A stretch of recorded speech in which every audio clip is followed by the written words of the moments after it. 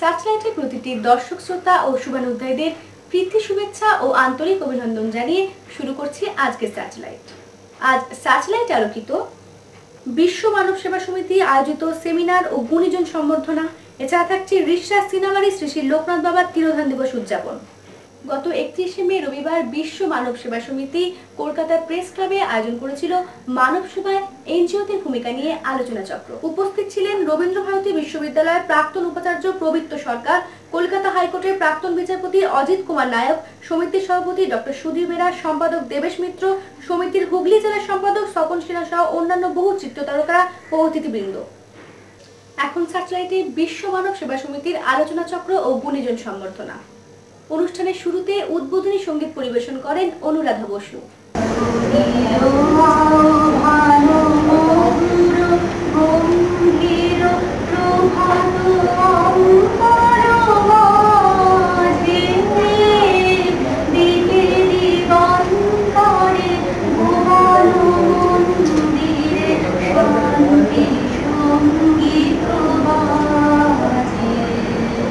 এরপর চলে অতিথি বরণ।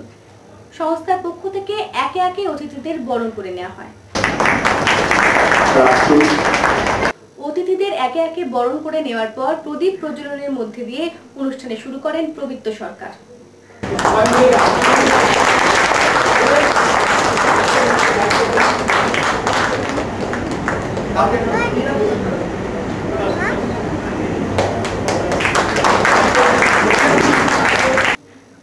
স্বাগত ভাষণ দেন বিশ্ব মানব সেবা সমিতির সম্পাদক দেবেশ মিত্র। গতবারে আমরা ইস্টার্ন জোনাল সেন্টারে একটা মিটিং করেছিলাম, সেখানে আমরা বলেছিলাম, আজকেও বলবো, যে রাজনীতির কর্মসূচি আমরা পছন্দ করি না। আমরা আগে কাজ করি, পরে কথা বলি। আমরা কোনো সরকারি সাহায্য চাই না, আমরা নিজেরা সাহায্য করে মানুষকে দাঁড় করাবার চেষ্টা করি। রাহুলদা প্রমাণ আছেন, অপরাজিতা প্রমাণ আছেন। আমরা একটা বক্স দেখেছিলাম সামনে, সেই বক্সে আমার 7,000 টাকা দিয়েছিলেন আপনাদের মতো লোকেরা। সেই 7,000 টাকা কি করলাম? 7,000 টাকা আমরা বিভিন্ন স্কুলে ছেলে মেয়েদের খাতা পত্র কিনে দিয়েছিল এবং সঙ্গে সঙ্গে রাহুলদার হাত দিয়ে একজনকে 1,000 টাকা দেওয়া হয়েছিল। এবং সেখানে এই প্রতিবাদী উনিও, ওনার এনজিও একটা আছে, ছোট একটা এনজিও, সেই এনজিওর তরফ থেকে সঙ্গে সঙ্গে হাতে হাতে 1,000 টাকা হার্ট পেশেন্ট। তো মানুষের যদি সদিচ্ছা থাকে কিছু করা যায়। এখানে আমাদের ভালো লাগছে, আমি কারো সমালোচনা করবো না, সব সমালোচনাতে নিজে পেছিয়ে যেতে হয়, কর্মক্ষমতা হারিয়ে যায়, মানুষ নিজেকে ছোট করে ফেলে, পরেরটাকে বড় করে দেখে, কিন্তু নিজেকে সমালোচনা করলে মানুষ এগিয়ে যেতে পারে। আমি তাই নিজেকে সমালোচনা করে বলছি, 93 থেকে এই পর্যন্ত আমাকে আটকে রেখে দিয়েছে এই সংস্থায়। আমি মুক্তি চাই, কেউ মুক্তি দিতে চায় না। আজকে এখনই এখানে দাঁড়িয়ে বলছি, কেউ যদি পারেন আসুন এই সেক্রেটারি দায়িত্বটা নিন। কেন উত্তর, দক্ষিণ এবং উত্তর দুটো 24 পরগনা যেভাবে ভয়াবহ ভাইরাল তাণ্ডব চলছে, সেখানে আমরা আজ পর্যন্ত পৌঁছাতে পারিনি। সেই জন্য আমি চাইবো যে সবাই দিচ্ছে, গভর্নমেন্টের তো লড়াই লেগে গেছে, সব সরকারি মুখপাত্রদের, সরকারি দপ্তরের লড়াই লেগে গেছে, কে কি করবে। ওই লড়াইতে থাকবে, যারা খেতে পাচ্ছে না তারা কিন্তু শুকিয়ে মরে যাবে। এরপর সমিতির কার্য বিবরণী নিয়ে বক্তব্য রাখেন সাংবাদিক দিলীপ দেব। এনজিও সংস্থা, বহু এনজিও সংস্থা আছে পশ্চিমবাংলায়, তারা বিভিন্ন সেবামূলক আন্তরিকভাবে তারা কাজ করে যাচ্ছে। পথ শিশু এবং যে সমস্ত শিশুরা এখন শিক্ষার আলো পায়নি তাদেরকে শিক্ষার আলো করে দিচ্ছেন এবং স্বাস্থ্য পরিষেবা সমস্ত কিছু তারা করে দিচ্ছেন। অথচ বিভিন্ন সমস্ত, যদিও আমি একজন সাংবাদিক হয়েও অত্যন্ত লজ্জিত যে এই সমস্ত খবর প্রকাশিত হয় না। আজকে যে সমস্ত এই পশ্চিমবাংলায় যে প্রাকৃতিক দুর্যোগ ঘটে গেল, বিপর্যয় ঘটে গেল, এই এক অভাবনীয় বিপর্যয়। এই বিপর্যয়ে আমরা সকলে, আমরা খুবই মর্মাহত এবং রাজ্য সরকার এবং কলকাতা পৌরসভার যথাসম্ভব সাহায্যের আবেদন নিয়ে বিভিন্ন জায়গায় সাহায্য করছে। বিভিন্ন জায়গায় যে সমস্ত বর্ণনা করেছে এলাকায় আমরা এই মানব সেবা থেকে আমরা দেবেদা বললেন যে আমরা কিছুদিনের মধ্যেই আমরা বিভিন্ন অঞ্চলে আমরা সমানুপাতিক টান নিয়ে আমরা পৌঁছবো। প্রধান অতিথি অতিথি কলকাতা হাইকোর্টের প্রাক্তন বিচারপতি অজিত কুমার নায়ক তার বক্তব্যে বলেন, যে কোনো সমাজ গড়তে চান সেখানে আপনাকে ভালোবাসা থাকবে, ভালোবাসা ছাড়া হয় না। আজকে দরকারে পড়েছে সমাজে, বাড়িতে, পরিবারে এবং এই ভালোবাসার অভাবের জন্য এই অস্থিরতা আসছে সারা পৃথিবীতে। তাই ওরা এটা দেখিয়ে দিচ্ছেন যে সমাজ সেবার কাজে শুধু সরকারি না, বেসরকারি প্রত্যেকটা মানুষের অবদান থাকবে। আমাদের এই যে আমাদের যে প্রচেষ্টা, আমি রামকৃষ্ণ বিবেকানন্দ মিশনের প্রেসিডেন্ট গভর্নিং বডি, আমি বেরোনোর সঙ্গে কানেক্টেড বহু এনজিওদের সঙ্গে সংস্থার সঙ্গে যুক্ত, এইসব সেবামূলক কাজের মধ্যে যাই এবং ছোটবেলা থেকে যে কথা আছে service to man is service to god, এই কথাটা আমাদের শিখতে হবে। এদিনের অনুষ্ঠানে উল্লেখযোগ্য বিষয় ছিল বাংলাদেশের মুক্তিযুদ্ধের সৈনিক ডক্টর মহসিন আলীকে সম্বর্ধনা ছাড়াও তার মুক্তিযুদ্ধের উপর লেখা বইয়ের উদ্বোধন। বইটির উদ্বোধন করেন পবিত্র সরকার। উদ্বোধক রবীন্দ্রভারতী বিশ্ববিদ্যালয়ের প্রাক্তন উপাচার্য পবিত্র সরকার জানান, হয়তো এই সম্মাননা সূত্রে কিছু নতুন বন্ধু তাদের তৈরি হবে, তারা তাদের পাশে দাঁড়াবে। তবু আমি মনে করি এই ধরনের সম্মাননা একটু খরচ সাপেক্ষ ব্যাপার। যে খরচটা না করলে এনজিও নিজে মনে হয় সাহায্যের ক্ষেত্রে আরো বেশি তাদের মানে ভূমিকা প্রসারিত করতে পারে। তবু যেসব মানুষ এসছেন তাদের ডাকে, ডক্টর মহসিন আলীর মতো মানুষ নিউ ইয়র্ক থেকে ছুটে এসছেন, জন বেকার এসছেন, আমার বন্ধু সব শিল্পী বন্ধু তারা সব এসছেন, রাহুল বাবু এসছেন।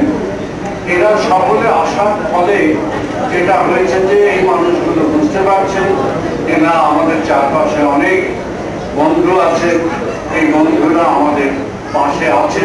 ফলে আমরা আরো সাহস নিয়ে, আমরা আরো পরিকল্পনা নিয়ে আমরা আমাদের কাজ যেটুকু করবার সেটুকু করতে পারবো, হয়তো কাজের ক্ষেত্রটা আরো প্রসারিত করতে পারবো। এদিনের অনুষ্ঠানে বাংলাদেশের মুক্তিযুদ্ধের সৈনিক ডক্টর মহসিন আলীকে বিশ্ব মানব সেবা সমিতির পক্ষ থেকে মাদার টেরেসা সম্মানে সম্মানিত করেন পবিত্র সরকার। এছাড়া বাংলা চলচ্চিত্র প্রচার সমিতির পক্ষ থেকে অভিনেতা জর্জ বেকার উত্তম কুমার সম্মানে সম্মানিত করেন।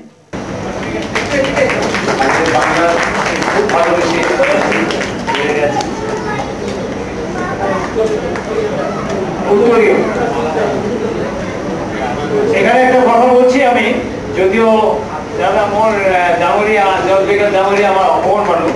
এদিনের অনুষ্ঠানে সাংবাদিকতার বিশেষ কৃতিত্বের জন্য বরুণ ঘোষকে মাদার টেরেসা সম্মানে সম্মানিত করা হয়। India in 1982 to 95, National Cadet Corps and National Soldiers Service School in University in 1986. Interpreted at the Jack and Peg Experiment Campaigning in 1986 to 88.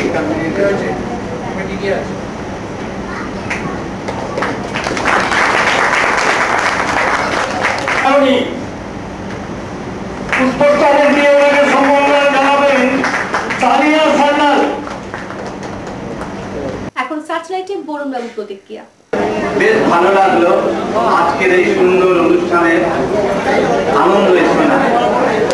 উৎসব যাকে বলে, আমরা বিদেশে দেখেছি অনেক উৎসব, আমেরিকা ইউরোপে বেশ আনন্দঘন পরিবেশের মধ্যে এরকম পুরস্কার বিতরণ অনুষ্ঠান হয়, কি ঘরে কি বাইরে, এখানে এরকম একটু অনুষ্ঠানের রূপমাত্রা দেখা যাচ্ছে। এটা একটা আনন্দের দিক, কোনো সন্দেহ নেই।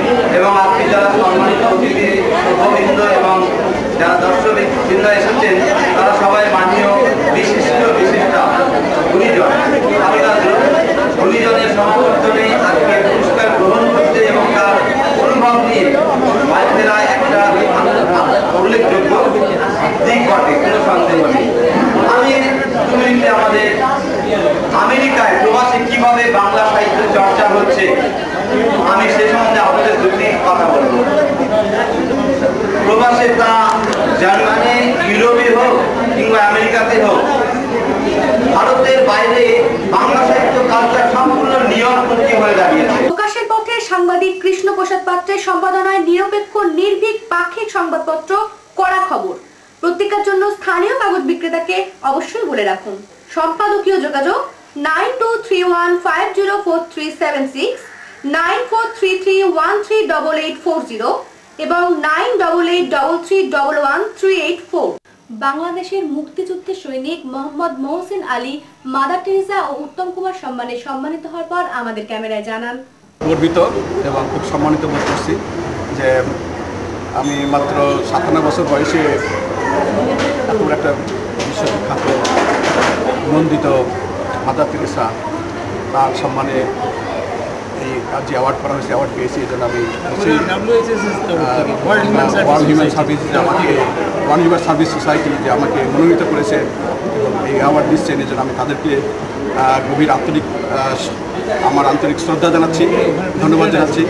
এবং আমি নিশ্চয়ই এই ওয়ার্ল্ড হিউম্যান সার্ভিস সোসাইটিকে সারা বিশ্বে প্রতিষ্ঠা করার জন্য, দেশকে আমেরিকায় করার জন্য আমার চেষ্টা করব। আমি সত্যিই গর্বিত এবং এই কলকাতা এসে এত বড় একটা সম্মান নেওয়া। এবং তার পাশাপাশি আমাদের স্থাপল বাংলার, এপার বাংলার মহানায়ক, চলচ্চিত্র মহানায়ক যাকে আমরা সবসময়ই আমি অতি অল্প বয়স থেকে সে দেখে আসছি এবং এখনও তার মুভি দেখে প্রয়াত হয়েছেন তার মুভি থেকে। এবং তার সম্মানে প্রতিষ্ঠিত এই যে অ্যাওয়ার্ড আমাকে দেওয়া হলো, এই জন্য আমি নিজেকে খুবই গর্বিত মনে করছি এবং আমি ভেরি উৎফুল্ল, ডিলাইটেড, এক্সাইটেড। ভাষাটা যে কীভাবে আমি বলবো যে দুটো অ্যাওয়ার্ড আছে আমার আনন্দ প্রকাশ করতে পারছি।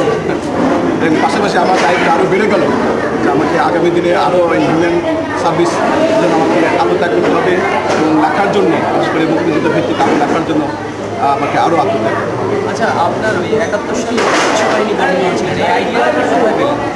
এটা হয়েছিল 1971 সালে। আমি যখন মুক্তিযুদ্ধে যোগ দিই, আমি তখন রাজশাহী বিশ্ববিদ্যালয়ে যখন অনার্সের ছাত্র ছিলাম। আমি বাংলাদেশ ছাত্রলীগের তখন যুব পরিষদ ছাত্রলীগের একজন কর্মকর্তা ছিলাম রাজশাহী জেলার। মুক্তিযুদ্ধে যখন যোগ দিই তখন আমি দেখি যে বেশিরভাগই মুক্তিযোদ্ধারা যারা বয়স্ক, হয়তো মিলিটারিতে, পুলিশে বা আনসারে বা তখন ইপিআরে তারা মুক্তিযুদ্ধে গেছেন এবং স্থানীয় জনগণের যারা নেতারা ছিলেন তারা গিয়েছেন। কিন্তু আমাদের যারা ইয়ং, বিশেষ করে 20-21-এর নিচে, 15 থেকে 20-21-এর মধ্যে যারা মুক্তিযুদ্ধ যেতে চান তাদেরকে অনেকেই সঙ্গে নিতে চান না, মনে করেন তারা হয়তো এখনও বয়স নেই বা বাপ মা ছাড়ছে না। আমি নিজে যেহেতু 18-18.5 বছর বয়স ছিল, বলে আমি তাদেরকে উৎসাহিত করি এবং বলি যে আমরা মুক্তিযুদ্ধ করতে পারি, শুধু আমাদের সাথে যারা বড় তারাই করতে পারে না, আমরাও অস্ত্র নিতে প্রশিক্ষণ নিতে পারি এবং আমরা আমাদের জন্য জীবন দিতে পারি। এভাবে তাদেরকে উদ্বুদ্ধ করে আমি তাদেরকে ভারতে নিয়ে এসে বিভিন্ন প্রশিক্ষণ ক্যাম্পে এবং তারা প্রশিক্ষণ গ্রহণ করে এবং আমরা আবার পদ্মা পার হয়ে ওখানে যাই। এই যে আমরা বিশেষ করে নাটোর জেলার লালপুর, বড়াইগ্রাম, নাটোর থানা, গুরদাসপুর থানা এবং সিরাজগঞ্জ জেলার তারাস এবং রায়গঞ্জ, তখন শুধু রাজশাহী পাবনা জেলা ছিল, এখন তো নাটোর এবং সিরাজগঞ্জ জেলা হয়ে গেছে, চাটমোহর জেলা। এই এলাকাগুলোতে বেশ কিছু চলন মিলের নাম শুনেছেন আপনার, চলন এলাকা ইন্ডিয়ার এবং চলন মিল তখন বাড়িতে ভর্তি ছিল। ওই এলাকায় আমরা যুদ্ধ করেছি এবং আমাদের কয়েকশো বিশ্ববাহিনী বিভিন্ন বাড়িতে বাড়িতে আশ্রয় নিয়ে থেকে গেরিলা যুদ্ধ করে আমরা রাজাকার, আল-বদর, আল-শামস এবং বিশেষ করে পাকিস্তানের বিরুদ্ধে আমরা সরাসরি যুদ্ধ করি। আপনার কি মনে হয় যে আপনি যে চেতনা নিয়ে সামনে রেখে যুদ্ধ করেছেন সেই চেতনাটা এই 37 বছরে বাস্তবায়িত হয়েছে? সেটা আমার বক্তব্য করছিলাম যে আমরা যে উদ্দেশ্যে যুদ্ধ করেছিলাম সেই উদ্দেশ্য আমরা পাইনি। বিশেষ করে 1975 সালে জাতির জনক বঙ্গবন্ধু শেখ মুজিবুর রহমানকে হত্যা করার পরে আমিও প্রতিবাদ করি, বলে আমাকে গ্রেফতার করা 1975 সালে এবং আমি ঢাকা সেন্ট্রাল জেলে প্রায় 2 বছর ছিলাম। এবং বঙ্গবন্ধুকে হত্যা করার পর থেকে আমাদের সেই মুক্তিযুদ্ধের চেতনা, বিশেষ করে ধর্মনিরপেক্ষ বাংলাদেশ, যেখানে হিন্দু, মুসলমান, খ্রিস্টান, বৌদ্ধ সমান অধিকার নিয়ে নিরাপত্তার সাথে তাদের মান সম্মান, ধন সম্পদ সব নিয়ে নিরাপত্তার সাথে বাস করবে, সেইটা 1975 সাল পর থেকেই বন্ধ হয়ে গেছে এবং মৌলবাদীদের একটা উত্থান বাংলাদেশে ঘটেছে এবং এই মৌলবাদীদের অত্যাচারে 1975 সালের সেই আগস্টের পর থেকে প্রথমত 1996 সালের পর্যন্ত একটা মৌলবাদী আন্দোলন চলেছে। 1996 সালে জননেত্রী শেখ হাসিনার নেতৃত্বে সরকার গঠিত হলে 5 বছর আমরা বাংলাদেশে কিছুটা বেশ ধর্মনিরপেক্ষ একটা ভিত্তি স্থাপন করি। আবার 2001 সালে আমাদের সেই জননেত্রী শেখ হাসিনাকে ষড়যন্ত্রভাবে পরাজিত করা হয় এবং 2001 সাল থেকে 2008 সাল পর্যন্ত এই 7 বছরেও বাংলাদেশে আবার সেই ধর্মনিরপেক্ষ। এখন কি আপনি নিজামীদের বিচার চান? একজন মুক্তিযোদ্ধা এবং স্বাধীন বাংলাদেশের একজন নাগরিক হিসেবে অবশ্যই বিচার চাই তাদের, কারণ তাদের বিচার করা হয়নি, এটা আমাদের মুক্তিযুদ্ধের বিশেষ অভিযোগ ছিল। বঙ্গবন্ধুকে আমরা বহুবার অনুরোধ করেছি, উনি ক্ষমা করেছেন অনেককেই। আপনার দলও 5 বছর ক্ষমতায় ছিল, তখন বিচারটা কেন করা হয়নি? সেটা আমরা সবসময় বলি যে বিচার করা উচিত ছিল এবং তখন এই দীর্ঘ 21 বছর পর তারা ক্ষমতা এসেছিলেন এবং অনেক জঞ্জাল ছিল যেগুলো মেটাতে তারা সম্ভব হয়নি 5 বছরের মধ্যে, এবং আমরা সরকার উদ্যোগ নিলেও সেই মুহূর্তে তারা পারেনি। বিভিন্ন স্থানীয় এবং আন্তর্জাতিক অনেক চাপ ছিল যার জন্য সেই মুহূর্তে তারা নিতে পারেনি, এবং যার জন্য এই গত 7 বছর আমরা আন্দোলন করেছি এবং আন্দোলনের পরিপ্রেক্ষিতে জননেত্রী শেখ হাসিনা তার দল এবং তার সহযোগী যে দলগুলো ক্ষমতা এসে তারা ওয়াদা দিয়েছেন এবার বিচার করবেন এবং বিচার করার পদ্ধতি এগিয়ে চলছে এবং এটা পার্লামেন্টে পাস হয়েছে এবং এটা বিচার অবশ্যই হবে এবং এই বছরেই বিচার সমাধান হবে বলে আমরা বিশ্বাস করি। আপনার কি মনে হয় এইদিকে ইয়ং জেনারেশনটা যারা এই স্বাধীনতা সংগ্রামে যারা অংশগ্রহণ করেছিল তাদের অনেকে বিকৃতভাবে তারা বলেছিল, তা উনি সেই জিনিসটাকে এত সুন্দরভাবে তুলে ধরেছেন, এর জন্য ওনাকে আমি সাধুবাদ দিই। এদিনের অনুষ্ঠানে সাহিত্য, শিল্প, সঙ্গীত, সমাজসেবা, সংস্কৃতি ইত্যাদি বিশেষ অবদানের জন্য বেশ কিছু গুণীজনকেও মানব সেবা সম্মানে সম্মানিত করা হয়। এদের মধ্যে উল্লেখযোগ্য হল জর্জ বেকার, সংঘমিত্রা ব্যানার্জি, অপরাজিতা বর্মন প্রভৃতি। এখন সার্চলাইটে অন্যান্য যারা সম্মানিত হলেন তারা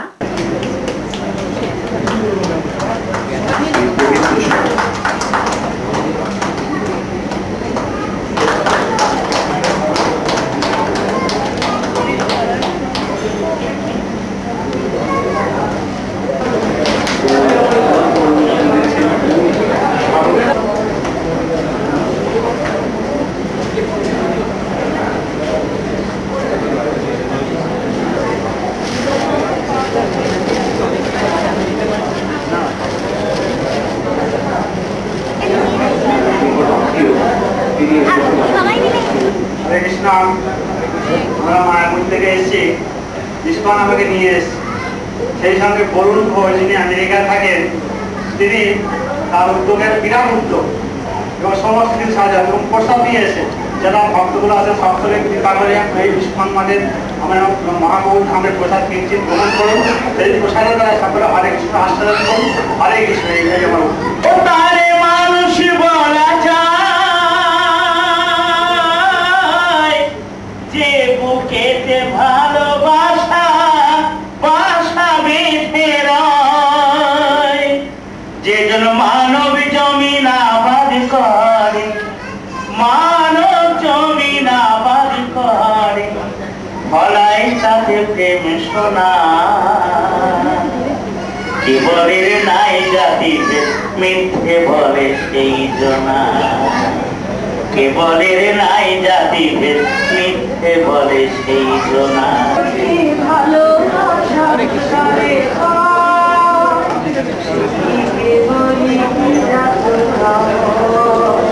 I'm very grateful to all of you who have come here today. শুভেচ্ছা জানাই আর এই অর্গানাইজেশনকে আমার আন্তরিক ধন্যবাদ জানাই যে এমন একটি সুন্দর অনুষ্ঠানে এই ফেলিসিটেশনে ওনারা আমাকে যোগ্য মনে করেছেন। তার জন্য আমি অভিভূত, তার জন্য আমি আপ্লুত, তার জন্য আমি গর্বিত। আপনারা যে আমাকে এই পুরস্কারের যোগ্য বলে মনে করেছেন তার জন্য আপনাদের অসংখ্য ধন্যবাদ। এবং এই পুরস্কার পাওয়ার জন্য যার অবদান সব থেকে বেশি আমার জীবনে আমার হাজব্যান্ড শ্রী রাহুল বর্মনকে জানাই শুভেচ্ছা, ধন্যবাদ। ঠিকই বলেছেন যে কেউ ভারতবর্ষের নতুন কিছু নয়, ভারতবর্ষের মূল সাধনার ইচ্ছা করতে বলেছেন, বলেছেন আমরা আমাদের লক্ষ্য, আমাদের লক্ষ্য হচ্ছে জগৎ হিতায় সীমান্ত বিশ্বে অমৃত শব্দটি একটি মাত্র কথা। সব থেকে বড় বিপরীত কথা পৃথিবীতে কোনো দেশে, কোনো ধর্মে, কোনো ভাষায়, কোনো সাহিত্যে আগ্রহ হয়। সীমান্ত বিশ্বে আমাদের অমৃত শব্দটা জাতি, ধর্ম, ভাষা, বর্ণ নির্বিশেষে প্রত্যেকটি মানুষ অমৃতের উঠে এই যে বিশ্বভ্রাতৃত্ব, এটা ভারতবর্ষের সাধারণ মূল কথা। তার মূল লক্ষ্যটা হচ্ছে কি? জগৎ হিতায়, জগতের হিত। আমার ছেলে, আমার বউ, আমার কিছু নয়, জগতের হিত হচ্ছে আমাদের আসল উদ্দেশ্য। সেটাই বলেছি, কালক্রমে হারিয়ে গেছে, এখন আমার ধারণা হয়ে গেছি, প্রত্যেকে স্বার্থ করে গেছে। আমরা যখন ছোট ছিলাম তখন আমরা যে সমস্ত সমাজসেবা প্রতিষ্ঠান দিকটা নিজের পয়সা খরচা করে তারা সমাজসেবা করতে হবে। আমাদের টেলিভিশন আমার থেকে দেখলাম আমরা সমাজসেবা করবার সময় নানা রকম পেমেন্টও করা হয়, সমাজসেবীদের পেমেন্ট করা হয়, যেগুলো আমাদের ভারতবর্ষে ছিল না। ফলে এই বিলের পুরস্কার হলো, আমি আমার এখন প্রায় 80 বছর বয়স, 70 বছরের অভিজ্ঞতা নিয়ে বলছি। এই বছর 40 এই সমাজসেবীদের পেমেন্টের কোশ্চেন হচ্ছে তাদের এমপ্লয়মেন্ট করে ধরা হচ্ছে। তার আগে পর্যন্ত আমরা ঘরে গিয়ে বিলের বলতে আসতাম এবং বুঝে বেকার কেটে আমার সঙ্গে বোলিং করলাম, বুঝিয়ে বেকার কেটে। এইভাবে ছিল। প্রকাশের পথে সাংবাদিক কৃষ্ণপ্রসাদ পাত্রের সম্পাদনায় নিরপেক্ষ নির্ভীক পাক্ষিক সংবাদপত্র কড়া খবর। প্রত্যেকের জন্য স্থানীয় কাগজ বিক্রেতাকে অবশ্যই বলে রাখুন। সম্পাদকীয় যোগাযোগ 9231504376, 9433138840 এবং 9883331138 প্রতি বছরের ন্যায় এবছরও 19শে জ্যৈষ্ঠ শ্রী শ্রী লোকনাথ বাবার তিরোধান দিবসে রিষড়ার সিনাবাড়িতে আয়োজিত হয়েছিল বাবার বিশেষ আরাধনা। বেশ কিছু গুণী ব্যক্তি এদিনের পূজা অনুষ্ঠানে উপস্থিত ছিলেন। এখন সার্চলাইটের লোকনাথ বাবার পূজা প্রসঙ্গে জানালেন সিনাবাড়ির প্রধান স্বপন কুমার সিনহা। জয় বাবা লোকনাথ, জয় শিব লোকনাথ, জয় গুরু লোকনাথ। এই পুজো 19 বছরে পদার্পণ করবে এবার। এই পুজো উপলক্ষে সকাল থেকে 300 থেকে 350 লোক হয়, এই বছর আরও বেশি হবে। আর এই বছরে বিশেষ ঠাকুরের কাছে আসছেন আমেরিকার একজন বিখ্যাত সাহিত্যিক ডক্টর মহসিন আলী। উনি এই বাবাকে খুব ভালোবাসেন। উনি একটা কথা বলেছেন যে ঠাকুর এমন একটি বস্তু যে প্রত্যেক মানুষের ভিতর উনি বিরাজ করছেন এবং হিন্দু মুসলমান যে কোনো জাতি ওনাকে ডাকতে পারেন, ওনার কাছে কোনো ভেদাভেদ নেই। উনি মক্কাতে গিয়েও নামাজ পড়েছিলেন এবং সব জায়গায় সব ধর্মের মধ্যে উনি আছেন এবং উনি ব্রহ্মা বিষ্ণু মহেশ্বরের 3টে অংশ। আর এই উপলক্ষে ডক্টর সুধীর বেরা আমাদের সঙ্গে উপস্থিত আছেন। আর এরপরে সঙ্গমিতা ব্যানার্জি আসবেন, রাহুল বর্মন আসবেন, আর আরেকজন বিখ্যাত নৃত্যশিল্পী মিস শেফালি, আপনার নাম শুনেছেন। এক সময় ওনার নৃত্য দেখার জন্য লোকে হাউসফুল হতো হল, তা উনিও আসছেন এবছর। অপরাজিতা বর্মন, তারপর আমাদের সার্চলাইটের কৃষ্ণপ্রসাদ পাত্র, সবাই থাকেন। মায়ের রথ কমিটির প্রধান সেবাই সোমেন অধিকারী মহাশয় আছেন। এছাড়াও মায়াপুরে ইস্কনের এবং সমস্ত গৌড়ীয় মঠের সম্পাদক স্বামী তৎপর মহারাজও আসবেন। এখন সবে শুরু হয়েছে পুজো, এরপরে তো অনেকেই গুণীজন এখানে বাবার কাছে বাবার এসে এই উপলক্ষে এই যে 300 থেকে 350 লোক এই ছোট্ট একটা কুটিরে পদার্পণ করে, এইটাকে আমি নিজেকে ধন্য মনে করি। তার আশীর্বাদে সব কিছু হচ্ছে।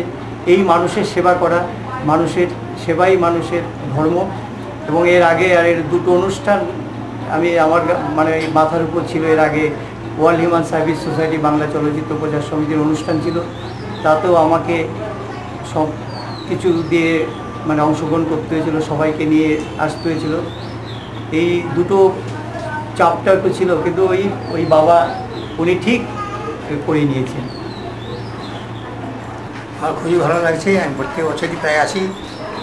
কোনোদাও যে কথাটা বলে যাই, ঘরে জঙ্গলে বিপদে আপদে যখনই আমাকে স্মরণ করবি তখন আমি তোর সঙ্গে আছি। সে গীতার আমাদের কৃষ্ণ যে শপথ করেছেন, সর্বধর্ম পরিত্যাজ্য মামেকং শরণং ব্রজ অং দাং সর্বভাবে মুখে স্বামী সূচ। তারই নতুন করে প্রকাশ ঘটল লোকনাথ বাবা লোকনাথের সঙ্গে। বাবা লোকনাথ আমাদের ভারতবর্ষের সৃষ্টি সংস্কৃতির একজন ধারক বাহক এবং আমাদের কাছে কিংবদন্তি হয়ে দাঁড়িয়েছে।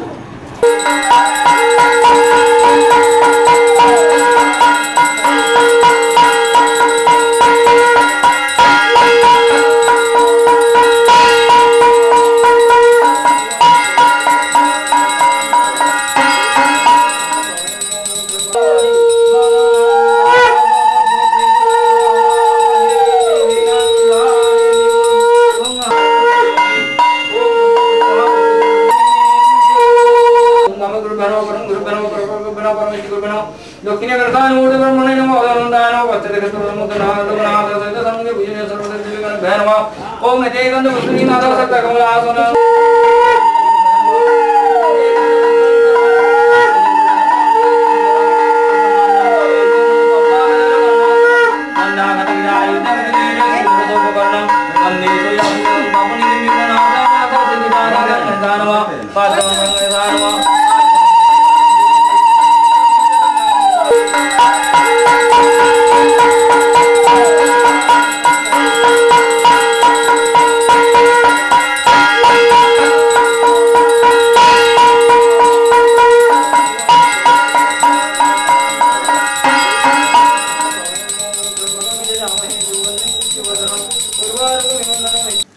তাহলে এই পর্যন্ত। আগামী সপ্তাহে ঠিক এই দিন এই সময় আবার সার্চলাইট। কি কেমন লাগছে আমাদের অনুষ্ঠান জানিয়ে সরাসরি যোগাযোগ করুন। সার্চলাইট, প্রযত্নে কৃষ্ণপ্রসাদ পাত্র, ফোন 9231504376 এই নাম্বারে। হ্যাঁ, মনে রাখবেন আপনাদের সক্রিয় সহযোগিতায় সার্চলাইটকে আপনাদেরই প্রিয় অনুষ্ঠান করে তুলতেই আমরা প্রতিশ্রুতিবদ্ধ।